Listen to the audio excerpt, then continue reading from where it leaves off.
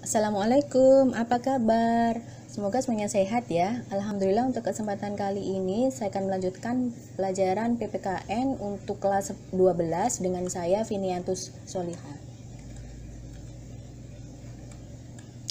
Masih dari modul 14 untuk Uni 2, Bersatu Itu Indah, kita akan membahas mengenai dinamika persatuan dan kesatuan yang ada di Indonesia, yakni sebelum masa kemerdekaan dan setelah masa kemerdekaan. Yang pertama kita akan bahas mengenai dinamika Indonesia sebelum kemerdekaan. Perasaan senasib, persamaan satu tujuan, dan adanya keragaman suku, budaya, agama, dan bahasa adalah alasan munculnya semangat kebangsaan dan lahir kebangkitan nasional yang pertama dipelopori oleh golongan pelajar, hingga adanya Kongres Pemuda dengan hasil Sumpah Pemuda, hingga persiapan kemerdekaan pada masa penjajahan Jepang dengan dibentuknya BPUPKI untuk mengkaji dan merumuskan dasar negara dan hukum dasar. Kemudian berita kekalahan Jepang setelah Hiroshima dan Nagasaki dibom ini membuat Indonesia ini semangat untuk memproklamasikan kemerdekaan. Dan tanggal 17 Agustus, Insinyur Soekarno akhirnya membacakan teks proklamasi sebagai perwujudan perjuangan bangsa Indonesia dalam merebut kemerdekaan menjadi negara yang merdeka dan berdaulat. Yang kedua, tentang dinamika persatuan dan kesatuan setelah masa kemerdekaan. Ini bukan sesuatu yang mudah ya, dan bukan akhir dari perjuangan, karena dari sini kita masih banyak sekali yang harus dihadapi, seperti adanya separatisme dari dalam yang ingin mengganti ideologi dan ingin merdeka dari Indonesia. Yang ketiga, adanya dinamika persatuan tahun 45 dan sampai 49 ini terjadi masa revolusi kemerdekaan. Pada masa ini hukum dasar didasarkan pada Undang-Undang 45. Bentuk negara Indonesia adalah kesatuan dengan bentuk pemerintahannya republik dan sistem pemerintahannya presidensil, di mana presiden ini sebagai kepala negara dan kepala pemerintahan. Presiden dalam pelaksanaan tugasnya dibantu oleh para menteri. Pemegang kekuasaan tertinggi ada di tangan MPR, sedangkan presiden merupakan mandataris MPR. Dan sistem pemerintahan dan kelembagaan yang ditentukan oleh undang-undang ini belum dapat terbentuk dan berjalan dengan baik karena presiden dan wakil presiden untuk pertama kalinya dipilih oleh Panitia Persiapan Kemerdekaan Indonesia. Sebelum MPR, DPR, dan Dewan Pertimbangan Agung terbentuk, maka Presiden dan Wakil Presiden dibantu oleh Komite Nasional Indonesia Pusat. Wilayah hasil PPKI ini terbagi atas 8 wilayah, adanya Jawa Barat, Jawa Tengah, Jawa Timur, Sumatera, Borneo, Sulawesi, Maluku, dan Sunda Kecil. Dan PPKI juga membentuk 12 departemen dan 4 menteri negara pada masa revolusi kemerdekaan untuk pertama kalinya. Dan tanggal 5 Oktober adalah pemerintah mengeluarkan maklumat tentang pembentukan Tentara Keamanan Rakyat atau TNI. Ini perjuangan bangsa Indonesia ini tidak mudah untuk mempertahankan kemerdekaan karena Belanda masih tetap ingin menguasai Indonesia sebagai negara jajahannya. Banyak cara yang dilakukan mulai dari agresi militer, perundingan Linggarjati, Renville, Romeroyen, konferensi meja bundar ini dimanfaatkan oleh Belanda untuk menunjukkan kepada dunia internasional supaya Indonesia ini tidak mendapat pengakuan di mata internasional. Kemudian perubahan setelah adanya maklumat dikeluarkan, ini kita bagi dulu ya. Maklumat Wakil Presiden nomor 10 ini mengubah fungsi KNIP dari membantu tugas Presiden menjadi badan yang diserahi kekuasaan legislatif dan ikut serta menetapkan GBHN. Kemudian maklumat pemerintah tanggal 3 November berisi tentang pembentukan partai politik. Dan maklumat pemerintah tanggal 14 November 45 ini mengakibatkan terjadinya perubahan sistem pertanggungjawaban menteri yang semula kepada presiden berganti kepada perdana menteri. Dampak dari maklumat dikeluarkan ini membawa dampak kehidupan kenegaraan yang baru, yakni sistem pemerintahan yang pertama presidensil menjadi parlementer dan menyebabkan terbentuknya sejumlah kabinet yang dipimpin oleh Perdana Menteri. Kabinet yang terbentuk pada masa revolusi kemerdekaan ini ada syarat 1, 2, 3, dan lain-lain. Ancaman yang ada yang datang dari dalam, Ini seperti adanya pemberontakan atau gerakan separatis yang ingin memisahkan diri dari Indonesia dan juga ingin mengganti ideologi baru. Seperti pemberontakan yang terjadi oleh PKI Madiun yang dipimpin oleh Musso. Ini bertujuan untuk mengganti dasar negara Pancasila dengan komunis dan ingin mendirikan Soviet Republik Indonesia. PKI melakukan penganiayaan, penculikan, pembunuhan terhadap pejabat maupun warga yang anti PKI serta mengadu domba kesatuan TNI. PKI Madiun akhirnya berhasil ditumpas oleh operasi militer oleh TNI di bawah pimpinan Kolonel Gatot Subroto dan Kolonel Sungkono dengan mendapatkan dukungan dari rakyat tentunya. Dan kemudian PKI akhirnya diberantas sampai ke daerah-daerah dan Musso berhasil ditembak mati di tempat persembunyiannya.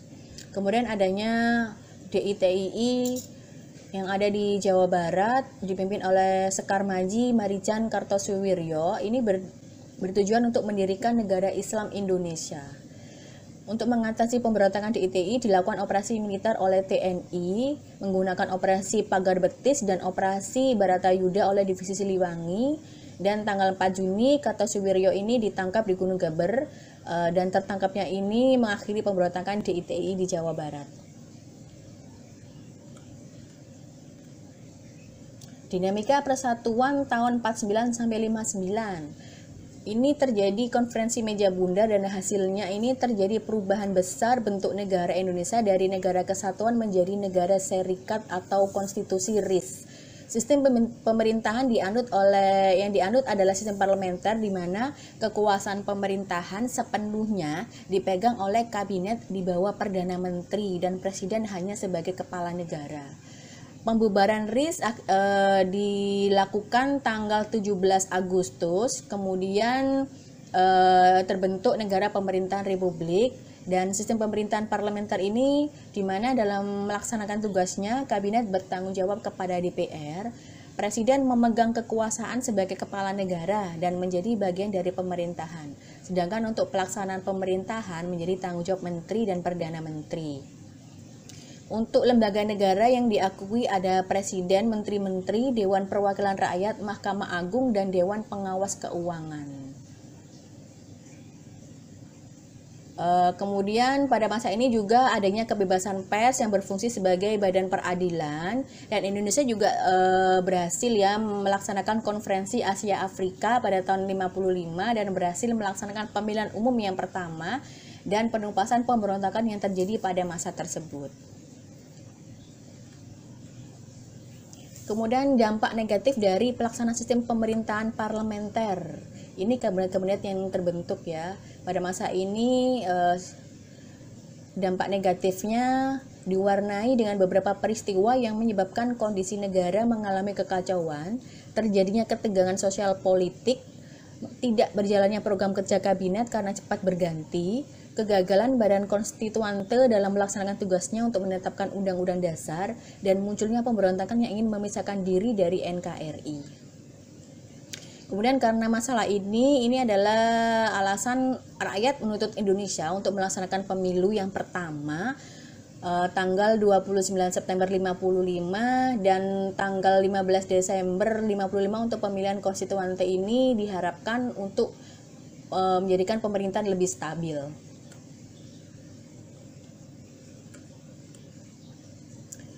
Kemudian pada tahun 49 sampai 59 sejumlah pemberontakan terjadi di daerah-daerah seperti pemberontakan Angkatan Ratu Perang Adil atau APRA dipimpin oleh Kapten Raymond Westerling tanggal 23 Januari bertujuan untuk mempertahankan bentuk negara serikat dan negara federal Pasundan.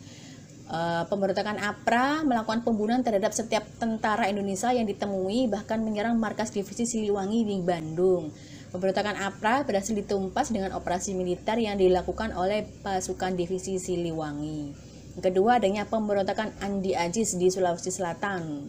Terjadi karena kelompok Andi Ajis ini menolak masuknya pasukan-pasukan APRIS atau TNI dan bertujuan untuk mempertahankan keutuhan negara Indonesia Timur. Dan untuk menghentikan pemberontakan ini dikeluarkannya ultimatum yang isinya tentang Andi Ajis harus melaporkan diri dan bertanggung jawab atas perbuatannya di Jakarta dalam waktu 4 kali 24 jam. Dan akhirnya Andi Aziz diperintahkan untuk menarik pasukannya dan menyerahkan semua senjata dan membebaskan tawanannya. Dan akhirnya Andi Aziz ditangkap dan diadili di Jakarta tahun 50. Yang ketiga, adanya Gerakan Republik Maluku Selatan dipimpin oleh Dr. Sumokil yang bertujuan untuk memisahkan diri dan ingin mendirikan negara sendiri, diberi nama Republik Maluku Selatan. Kemudian pemberontakan ini bisa ditumpas oleh ekspedisi militer di bawah pimpinan Kolonel Alex Kawilarang, dan Dr. Sumokil akhirnya ditangkap dan kemudian dihadapkan pada mahkamah militer luar biasa di Jakarta dan diputuskan akan dijatuhi hukuman mati. Kemudian pemberontakan di ITI dipimpin oleh Khan Muzakar di Sulawesi Selatan dan Ibnu Hajar di Kalimantan Selatan. Kemudian di Sulawesi juga terjadi pemberontakan Pemerintahan Revolusioner Republik Indonesia atau Perjuangan Rakyat Semesta atau sering disebut dengan PRRI atau Semesta. Dewan Banteng di bawah Letnan Kolonel Ahmad Hussein memberikan ultimatum kepada pemerintah menuntut Kabinet Juanda mundur dari jabatannya. Karena tidak dipenuhi pemerintah, maka Letnan Kolonel Ahmad Hussein ini melakukan operasi militer. Dan akhirnya operasi ini bisa dihancurkan oleh operasi 17 Agustus dan operasi Sabta Marga.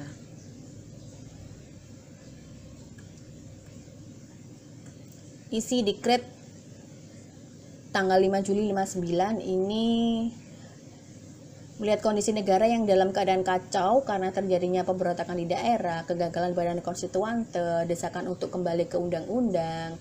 Presiden akhirnya mengeluarkan dekret 5 Juli dan isinya adalah menetapkan pembubaran konstituante, menetapkan berlakunya Undang-Undang Dasar 45 dan tidak diberlakukannya Undang-Undang Dasar sementara, dan pembentukan Majelis Permusyawaratan Rakyat sementara dan Dewan Pertimbangan Agung sementara. Demikian untuk materi PPKN kelas 12, ini bagian 1 ya. Untuk bagian selanjutnya, bagian kedua akan saya lanjutkan di pertemuan selanjutnya. Kurang lebihnya saya mohon dimaafkan. Harapan saya semoga ilmu ini bisa menjadi manfaat dan bisa diterapkan dalam kehidupan berbangsa dan bernegara. Mari menjadi warga negara Indonesia yang berbudi dan mencintai Indonesia dengan menjaga persatuan dan kesatuan. Terima kasih. Assalamualaikum warahmatullahi wabarakatuh.